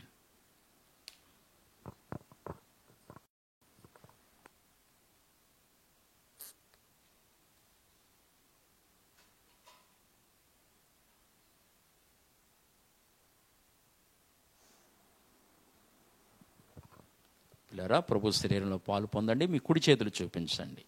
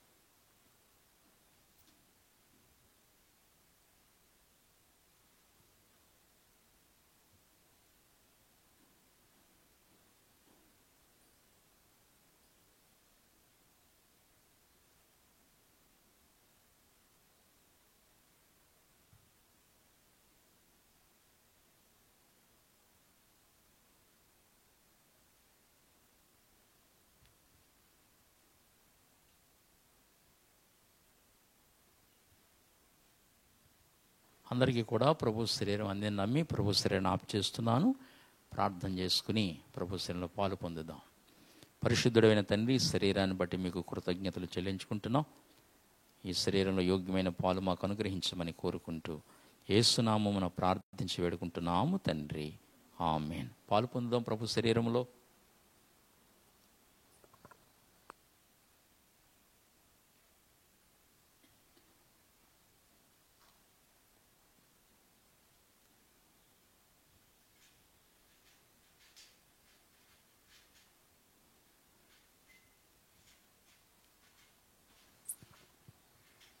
ఆ ప్రకారమే భోజనమైన పిమ్మట ఆయన పాత్రను ఎత్తుకొని, ఈ పాత్ర నా రక్తము వలనైన క్రొత్త నిబంధన, మీరు దీన్ని త్రాగున్నప్పుడు నా జ్ఞాపకం చేసుకున్నట్టుగా దీన్ని చేయుడని చెప్పాను. ప్రార్థించుకుందాం. పరిశుద్ధుడైన ఈ పాత్రను బట్టి మీ కృతజ్ఞతాస్తుతులు చెల్లించుకుంటున్నాం. మా పాపములన్నీ కూడా పరిహరించుట కొరకు మీ ప్రాణము దారబోసి తండ్రి మాకు గొప్ప విమోచన, విడుదల, రక్షణ మాకు అనుగ్రహించినందుకు నీ పాదముల కొందరములు స్తోత్రాలు చెల్లించుకుంటున్నాం. మీరు నేను అప్పగించబడిన రాత్రి ఒక పాత్రని ఎత్తుపట్టుకుని స్తుతులర్పించి, ఇది నూతన నిబంధన రక్తము, ఇది నా రక్తము, దీన్ని తీసుకోండి అని చెప్పారు. ఈ పాత్రను మీ రక్తముగా ఆశీర్వదించి ఈ పాత్రలో మాకు యోగ్యమైన పాలు అనుగ్రహించమని కోరుకుంటూ యేసునామమున వేడి ప్రార్థిస్తున్నాము తండ్రి, ఆమేన్.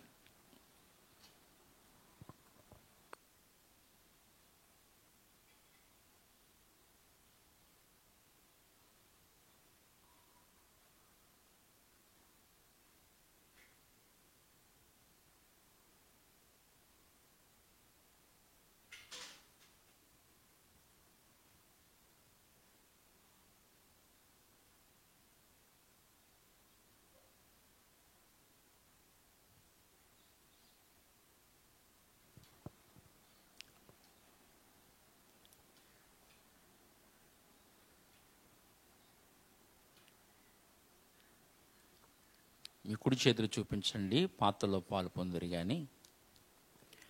గాయములన్ గాయములన్ నా కొరకై పొందేను క్రీస్తు ప్రభు. గాయములన్ గాయములన్ నా కొరకై పొందేను క్రీస్తు ప్రభు. స్వరూపమైన సొగసైన లేదు, దుఃఖభరితుడాయను. స్వరూపమైన సొగసైన లేదు, దుఃఖభరితుడాయను. వ్యాధిగ్రస్తుడుగా వ్యాకులముందెన్, వీక్షించి త్రిప్పిరి ముఖముల్. వ్యాధిగ్రస్తుడుగా వ్యాకులముందెన్, వీక్షించి త్రిప్పిరి ముఖముల్. గాయములన్ గాయములన్ నా కొరకై పొందేను క్రీస్తు ప్రభు. ప్రార్థన చేసుకుందామండి, పాత్రలో పాలు పొందుదాం. పరిశుద్ధుడైన తండ్రి, మీరిచ్చిన ఈ రక్తాన్ని బట్టి మీకు స్తోత్రాలు. ఈ పాత్రను మీరు ఆశీర్వదించి యోగ్యమైన పాలు అనుగ్రహించమని కోరుకుంటూ యేసునామమున వేడి ప్రార్థిస్తున్నాము తండ్రి, ఆమేన్. పాత్రలో పాలు పొందుదాం.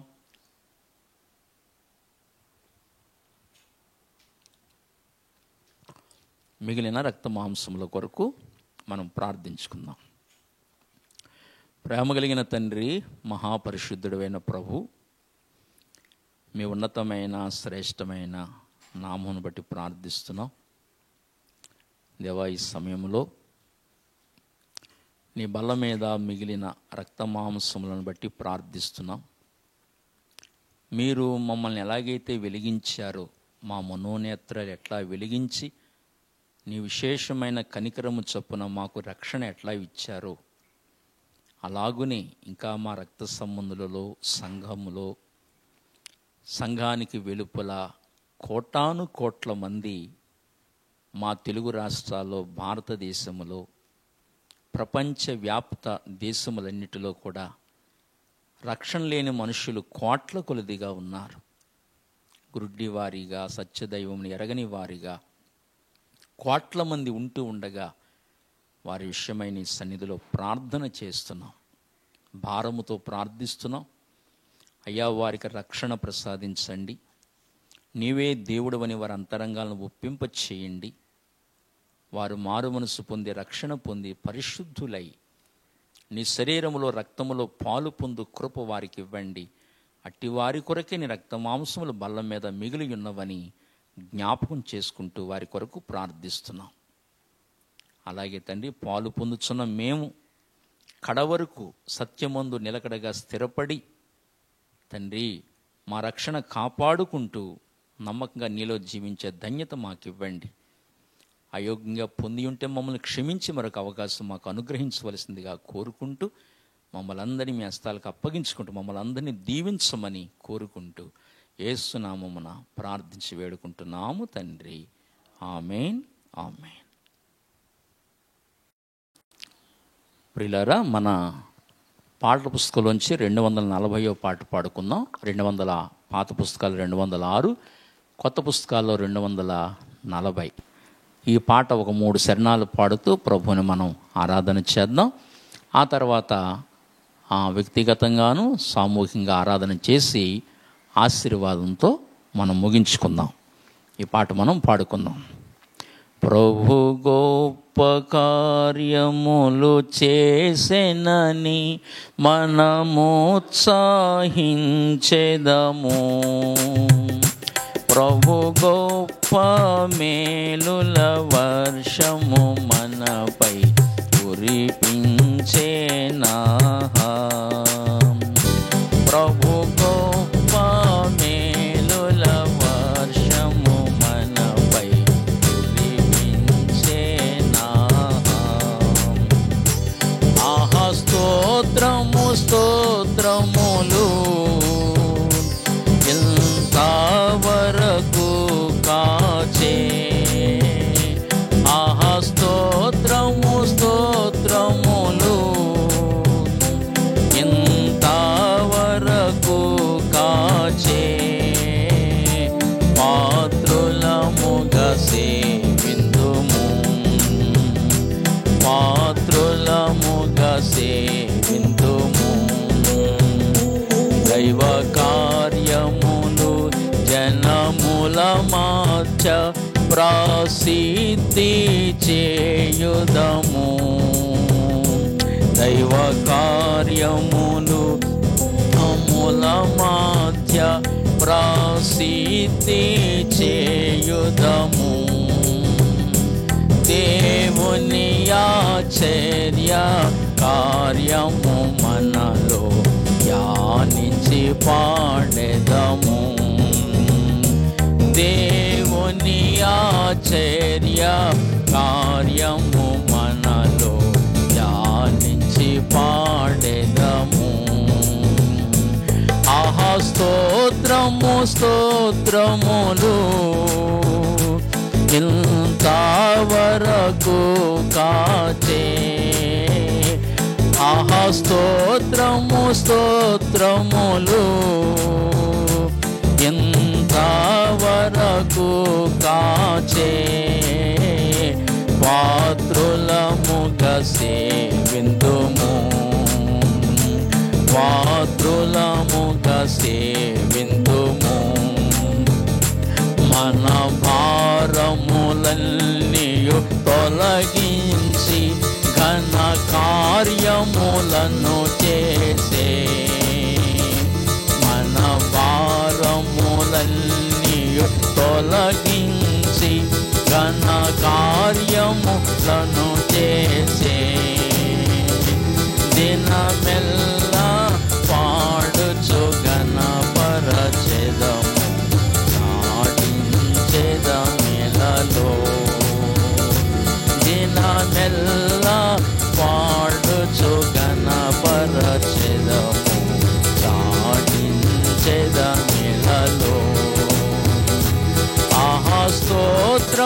స్తోత్రములు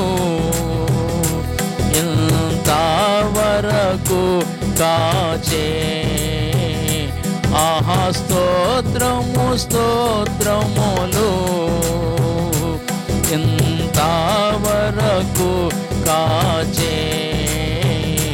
పాత్రులముగా సేవింతుము, పాత్రులముగా విందుము. మనకెన్నో వాగ్దానములిచ్చే మనమనుభవించితిమి. మనకెన్నో వాగ్దానములిచ్చే మనమనుభవించితిమి. ఘనత మహిమ ప్రభావము ప్రభునకి. హల్లెలూయా ఆమేన్. ఘనత మహిమ ప్రభావము ప్రభునకి. హల్లెలూయా ఆమేన్. ఆహా స్తోత్రములు ఇంతవరకు కాచే. ఆహా స్తోత్రములు ఇంతవరకు కాచే. పాత్రులముగా సేవింతుము, పాత్రులముగా సేవింతుము, పాత్రులముగా సేవింతుము, పాత్రులముగా సేవింతుము. ఆరాధన చేసుకుని మనం ముగించుకుందాం ఆశీర్వాదంతో. అందరూ మాతో పాటు ఏకీవించండి. అందరూ కళ్ళు మూసుకొనండి, ఆరాధన చేసుకుందాం. ప్రేమ కలిగిన మా మహాపరిశుద్ధ పరమ తండ్రి, నా వ్యక్తిగత జీవితంలో, మా అందరి జీవితాల్లో మీరు అనుగ్రహించిన గొప్ప రక్షణ కొరకై నీకు స్తోత్రాలు. నశించిన దానిని వెదకి రక్షించుటకు మనుష్య కుమారుడిగా ఈ లోకానికి వచ్చి నశించిపోతున్న నా జీవితాన్ని ఈ పాడైపోయిన ఎడారిలో నన్ను కనుగొని నన్ను వెదకి రక్షించి నీ రక్తములో నా దోషములన్నీ, మా అందరి దోషములన్నీ కడిగి శుద్ధీకరించి నీ సొత్తుగా నన్ను మమ్మల్ని అంగీకరించారు.